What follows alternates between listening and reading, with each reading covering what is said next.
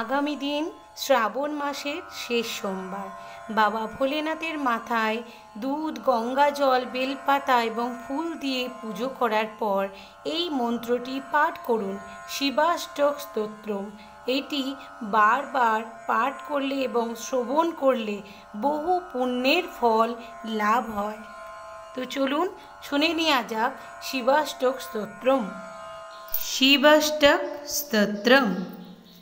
প্রভুमीशमनीशमशेषगुणं गुणहीनमहिषगर्लाभरणं रणनिर्जितदुर्जय द्वैतपुरं प्रणमामि शिवं शिवकल्पतरुं गिरिराजसुतान्वितो वामतनुं तनुनिन्दितराजितकोटिविधं विदुविष्णुशिरोधृतपादयुगं प्रणमामि शिवं शिवकल्पतरुं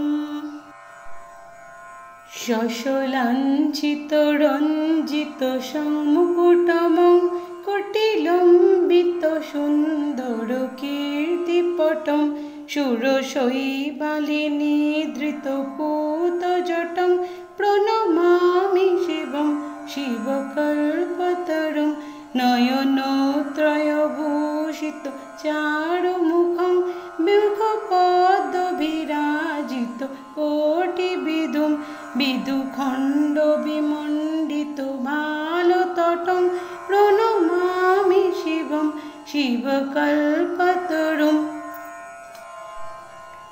वृषराजनिकेतनमादिगुरुं गरलासममाजीविषाणधरं प्रथमाधिपशे गगनञ्जनकं प्रणमामि शिवं शिवकल्पतरुं मकरध्वजमात्तमतङ्गहरं कविचर्मसनागविबोधकरं वरदाभयशूलविषाणधरं प्रणमामि शिवं शिवकल्पतरुं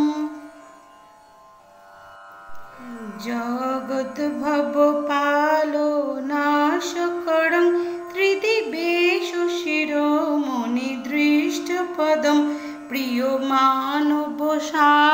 जनैकगतिं प्रणमामि शिवं शिवकल्पतरुं अनाथं सुदीनं विभविश्वनाथं पुनर्जन्म दुःखात् परित्राहि शम्भु भजतोऽखिल दुःखसमूहहरं प्रणमामि शिवं शिवकल्पतरुं।